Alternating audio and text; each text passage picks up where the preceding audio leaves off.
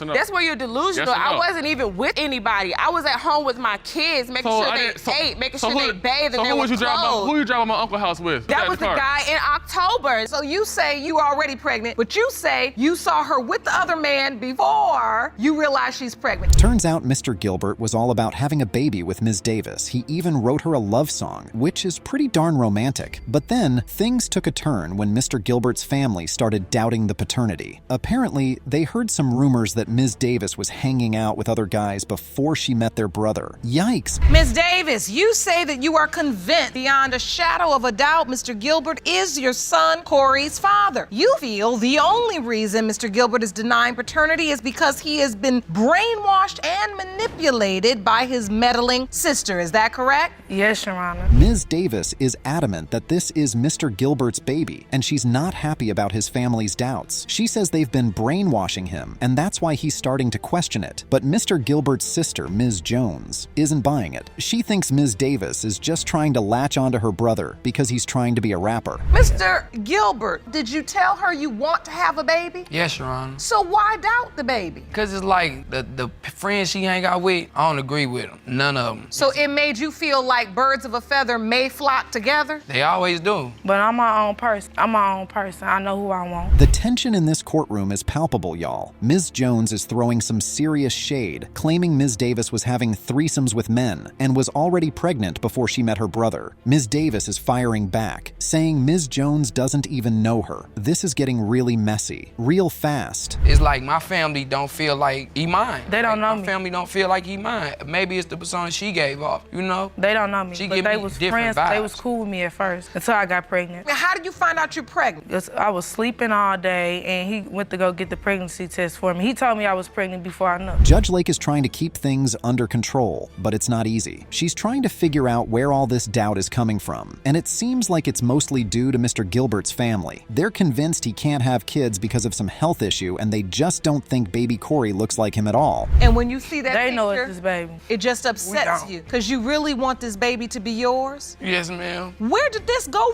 wrong? The streets talk, and she was messing with other people at the time, Your Honor. What that's other why. people? That's You don't why. even know me. That's why I'm When? saying Where? we heard from When and people where? that she was pregnant before she started messing with my brother. But then Ms. Davis drops a bombshell. She says Mr. Gilbert actually wanted to have a baby with her, and they planned it together. She's got the photos to prove it, too. They look like a happy couple, all cuddled up and excited about their little one. Judge Lake is even getting in on the action, cooing over the sweet baby bump pic. No, they can't even tell you that I talked to anybody while you sitting up here doing all that. I don't know that. I don't know what you was doing. I don't know what Now you you want to, So now you even doubt. I What play- you I was play with. in my slept child. with me, though. You planned I to play in child my with me. child. You felt that way. Yes, Why you was yes, with me Your Honor, I for? play in my child. Why you was with me Don't get it for? wrong. But you See, 'cause still a can't female, mess and I'm with a me. male, of course. But you, Okay, one. okay. Listen, one at a time. Things are getting tense again, though, as Ms. Jones keeps insisting that Ms. Davis is lying and trying to trap her brother. She's even claiming that Ms. Davis is pregnant by another man right now. Hold up. What? Ms. Davis is quick to shut that down, saying if she's pregnant, it's Mr. Gilbert's. Your Honor, she was at our house while she was And I pregnant. can see that really hurt you because you felt like in the beginning Yeah. you were and now everybody turned on you, you said. Yeah, yes, ma'am. I didn't Yes, turn Your Honor. Nobody turned And to you her. got They the said- baby. So he got doubts within himself, so I want you to just I got tell doubts him. within you. Just read the results, because they gonna tell it all. Finally, the judge is ready to reveal the results, but just as she's about to do it, Miss Jones drops another bombshell. She says she's heard that Miss Davis is already pregnant again, this time by another man. What? Ms. Davis denies it, but the tension in the room is palpable. Everyone is on the edge of their seats, waiting to hear the truth about baby Corey. Mr. Gilbert, you are the father. You don't get me, man. You don't mess up, because you don't be right back with me.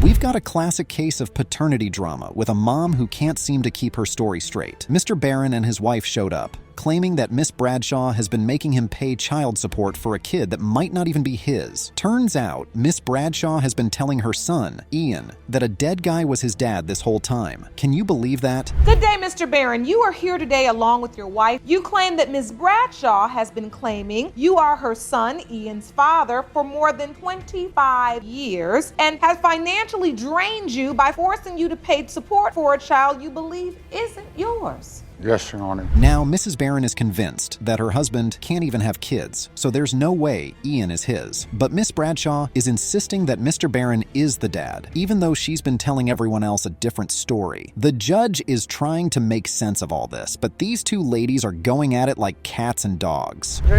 How could you be with him for 25 years when my son is 25? So, I've been with him for explain to me. 25 years. I've you been didn't. married with him for 13 years. I don't even think he can have children. I think he's sterile. So you're saying in all of the years you've been together, you've never conceived a child? Turns out Miss Bradshaw even took Ian to the grave of a dead guy, telling him that was his dad. The guy's been dead for years, and Miss Bradshaw was just using him to cover up the fact that she didn't know who the real dad was. And on top of that, she's been taking money from Mr. Barron all this time, even though she knew he might not be the father. What in the world? Who's the father? Who's signing the paper? Calm down. Fill me in on this. Mr. Barron went to jail twice for unpaid child support. Yes. Yes, I did, Your Honor. Explain yourself. Okay. I took him for child support, and when we went in and had the hearing, Now, Mr. Barron is saying he's hoping he's the dad, even though he's had his doubts all along. He's been paying child support for over 20 years, and he's even been to jail a couple of times for not keeping up with the payments, but the whole time he's been wondering if Ian is really his son. and I regret it, and I told my son that I was wrong, but I didn't want to share my son. I did not want my son around them. That's I did. I life. seen him twice all his life. This is the lady I married, and this Christmas is the Eve when lady you I came want over to to be my with. house in '96 and seen the son. Yeah, the only time that Yeah. when we split up, Because- then you loved him Straight again. up. The judge is trying to get to the bottom of all this, but these two ladies are just going back and forth, throwing accusations left and right. Miss Bradshaw is admitting that she lied to her son, but she's saying she did it because she was ashamed of Mr. Barron. And now she's even got a new boyfriend, who happens to be Mr. Barron's cousin. It's a family affair, folks. Child support Yes. over the years. Yes. And to this day, he doesn't know if he's truly his father. But he could have if he would have requested DNA at the beginning of all this. You could have just When said, I hey, why don't told you him see my I son? did. You was not Wait there, a minute, wait a Sharon. minute, wait a minute. Ian, the poor kid, is just sitting there, trying to make sense of it all. He's been lied to his whole life, and now he's finally got a chance to find out the truth. He's saying he just wants to know who his real dad is, so he can have a relationship with him. And Mr. Barron is getting all emotional, saying he hopes he's the dad, and that he wants to be a part of Ian's life. The guy that's dead wasn't my father. Had so many emotions built up, and I kept after about who my father was because Dawn was paying child support. We never had a relationship. There was rumors floating around. We live in a small town, so. But then Mr. Barron's wife, Brittany, steps in and says it's really important for Ian to know who his dad is, especially since she and Mr. Barron lost a baby recently. She's saying that Mr. Barron has always wanted to be a dad and that he's ready to welcome Ian into the family, no matter what the DNA test says. The judge is finally ready to reveal the results, and it's a doozy. Mr. Barron, you are not the father. You okay, Mr. Scott? Just confused again. I don't know where to go from here. Your son says he doesn't know where to go from here. Oh, looks like we've got some drama on our hands today. Ms. Kingsbury and Mr. James were supposed to be a happy couple planning for a baby, but things took a wild turn. Turns out Mr. James was getting a little too friendly with someone else while his girlfriend was pregnant. This is not looking good, folks. Miss Kingsbury, you say you were in a romantic relationship with the defendant, Mr. James, and planned to have a child together, but when your 11-month-old son, Chance, was born, Mr. James turned on you and began to deny paternity. You are here to prove Mr. James is the biological father. Is that correct? Yes, Your Honor. From the start, it's clear these two have some trust issues. Ms. Kingsbury admits to telling a little white lie about getting a ride from a coworker, and Mr. James just can't seem to let it go. He's heard some rumors about her getting out of cars with other men, and that's really got him riled up. But come on, Mr. James, a ride to work? That's hardly grounds for accusing her of cheating. I think I could count on her. She was supportive. That was the nature of the relationship at first. So what do you trying to say that we weren't in a relationship? We didn't have love for each other? Are you trying to say that, Mr. James? I ain't say we didn't have love for each other. I said I wasn't in love. I got love. So why were you planning to have a baby with someone you weren't in love with? Things get even messier when Mr. James drops a bombshell. He had someone else pregnant at the same time as Ms. Kingsbury. He tries to play it off, saying he was just sleeping when Ms. Kingsbury told him she was pregnant. But then he goes and yells it out the window of his car like a crazy person. Real smooth, Mr. James. Real smooth. Go all the way to the other side of town to her godmother, and I had to get to work. I paid the young man gas money. And another thing, when I was going to get my nails done, the young man was on his way to my house to get his money. Me, Kenneth, and my daughter was walking to the nail salon to get my nails done, and the young man gave us all a ride. So if he felt any way towards me and this young man... Now we find out that Mr. James was actually at the hospital for the birth of his son, Chance, and even signed the birth certificate. But then he starts doubting the paternity because Chance was born with the sickle cell trait. Sounds like someone needs to brush up on their biology knowledge. You lie, that could also lead to different, like, session or whatever, different sequence of your life that you can do those type of things. So now, Ms. Kingsbury, he's saying that now you've started a pattern of lying. Is that true? No, I told him one lie. Okay. Enter the expert, Dr. Sherney, who lays it all out for us. Turns out, if one parent has the sickle cell trait, the baby can inherit it too. But Mr. James is convinced he and his family don't have it, except he's never actually been tested, and neither has his family. Oops, looks like he jumped the gun on that one. Home now with somebody. Let me explain something to you. About that time, me she and told my me she was co-worker live in the same neighborhood. We both walk to work. He just so happened to be walking the same time. Yes, this is my co-worker. We're gonna walk and have a conversation. He turned off. But she never told me that, went though. to his house, and I kept walking home. Tell me that. So wait, Mr. James, listen. The judge makes it clear that Mr. James's doubts about the paternity don't hold up, and it's time to reveal the results. The suspense is killing us. What will the DNA test say? Is Mr. James really the father of little Chance, or is there another twist in store? Mr. James. Yes, Your Honor. You are the father. That's your beautiful little boy. How do you feel? It feels good to know for sure? Yes, ma'am. I'm sorry. You don't have to apologize. What are you feeling in this moment, Miss Kingsbury? I'm just thinking about everything I went through. Mr. Calhoun came in, claiming that Ms. Proutt was trying to trick him into believing he was the father of her baby, Amia. But Ms. Proutt insisted that Mr. Calhoun was definitely the dad. Turns out these two had a situationship going on. They were hooking up, but Mr. Calhoun didn't want anything serious. Mr. Calhoun, you say the defendant tried to trick you into believing you are her daughter Amaya's biological father. But after uncovering evidence that she slept with other men, you are positive the DNA will prove you are not. Is that correct? Yes, Your Honor. Mr. Calhoun said he tried to cut things off with Ms. Proutt, but she just kept coming around and they kept having unprotected sex. Ms. Proutt admitted that she was cool with the casual arrangement, even though Mr. Calhoun made it clear he didn't want a relationship. Wow, these two really had some communication issues. All right, so you didn't really cut her off. Thanks. That part. It was like situationship. It really wasn't a relationship. It was just... Cute.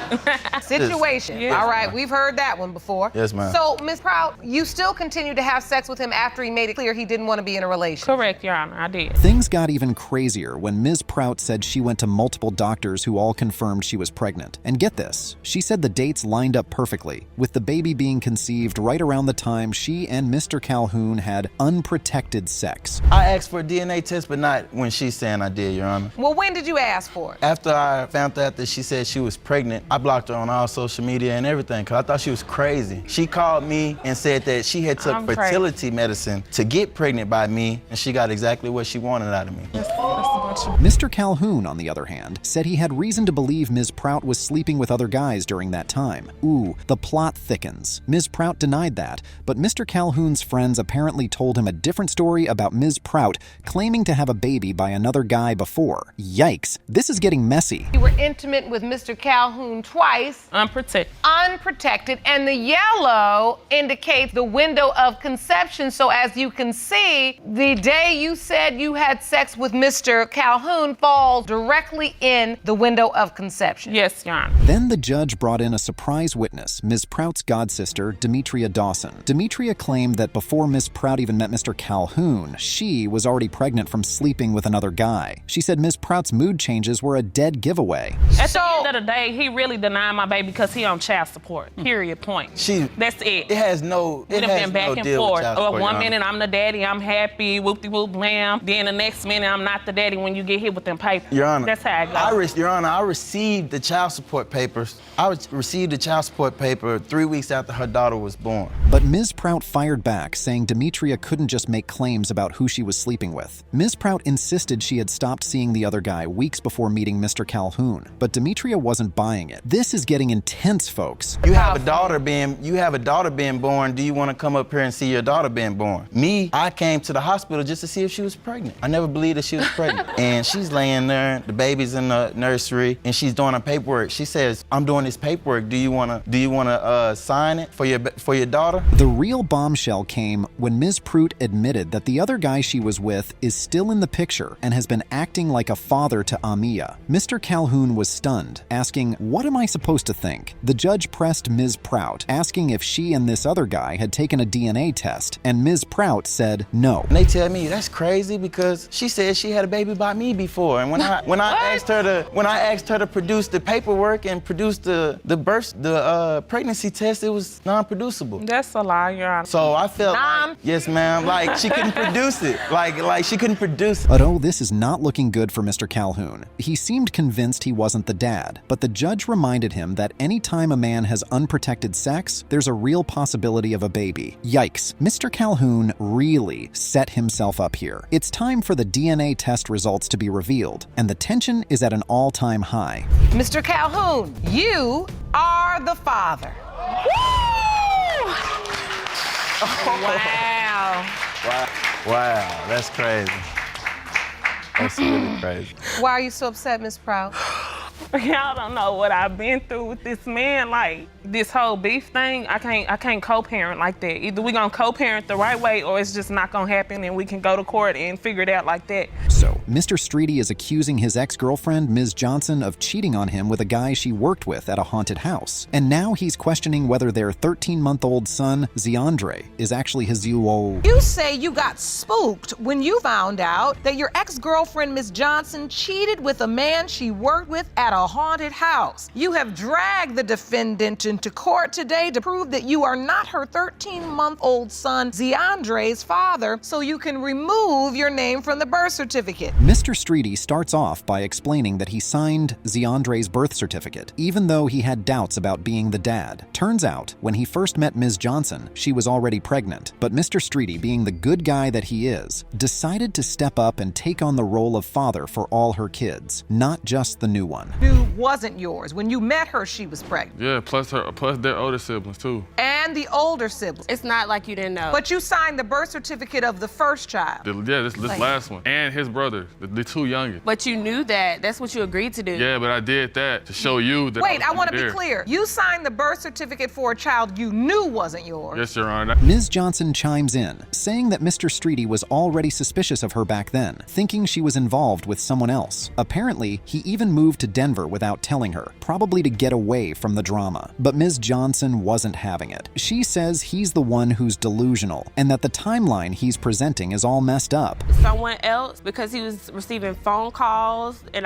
he was like very suspicious about it, and I didn't pay attention to him. Your Honor, I moved to Denver. She knew that I was moving out there, so that way me and her try to move out there. That was the game plan after he got okay, there. So you told her, I'm gonna go to Denver first and get things set up, and then you gonna come as well. Yeah. No, you didn't. But you did move to Denver. Mr. Streety pulls out his trusty exhibit, trying to prove that Ms. Johnson was cheating on him with this other guy from the haunted house. He claims he saw them together at a gas station, and then later later driving around in the same car. Ms. Johnson tries to argue that the timeline doesn't add up, but Mr. Streety ain't buying it. Later, I'm playing soccer with my 2 younger cousins in my uncle's front yard. Guess who come bending around the corner? Her and the same nut that I saw earlier at the gas station. This time he's driving. Whoa, okay, if he's driving. And that's the car below, driving with other man. That's the same other man. Same person. Same guy. This is around the time when I discovered that she's pregnant. The judge tries to get to the bottom of this, asking Ms. Johnson about her relationship with the other guy. Turns out, she did admit to sleeping with him a couple of times, but only after she and Mr. Streety had already broken up. She says the guy basically disappeared after that, never even meeting little Zeandre. Was born. It's like, wow, you didn't tell me any of this. I didn't know none of this. You didn't owe me an explanation for anything. Listen, and as bad as that is, that didn't land us here in paternity court. No, it didn't. From what the exhibit says, the haunted house did. Mr. Streety is still convinced that Zeandre isn't his, and he's bringing up all sorts of reasons why, from the baby's lighter skin tone to the fact that he took his name off the water bill. He's really grasping at straws here, folks. The judge tries to explain that a child's appearance doesn't always match the parents, but Mr. Streety ain't having it. Somebody different, yes or no? That's where you're delusional. Yes or no? I wasn't even with anybody. I was at home with my kids, making sure they ate, making sure they bathed, and they were clothed. Who you driving my uncle's house with? Who was that in was the car? the guy in October. That's the same guy. No, they're not. Ms. Johnson gets emotional, explaining that Mr. Streety has been in her other kids' lives for years, and she's upset that he's now trying to back out of being a father to Zeandre. She feels like he's just using this as an excuse to avoid responsibility. Mr. Streety, on the other hand, says he's just trying to protect himself and his credit score. I know that their fathers was not there for them. I already know that. I'm sitting there in the hospital holding him. So wait a minute. This is what I want to understand. How do we go from this picture of you in the hospital to Zeandre is now 13 months old, and you're saying you don't believe he's your biological child? The reason why I have my doubts. Finally, it's time for the big reveal, the paternity test results. The judge reads them out, and, well, let's just say everyone in the courtroom is in for a surprise. Mr. Streety, you are the father. I told you. How do you feel now, Mr. Streety, now that you know for certain? That just shows right there that she did have somewhat of some kind of respect for me. You know what I'm saying? She never been unsure. I always been unsure. I believe you doubt it. You know, some men come in here, I feel like they ain't got doubt, they just don't want the responsibility. Yeah.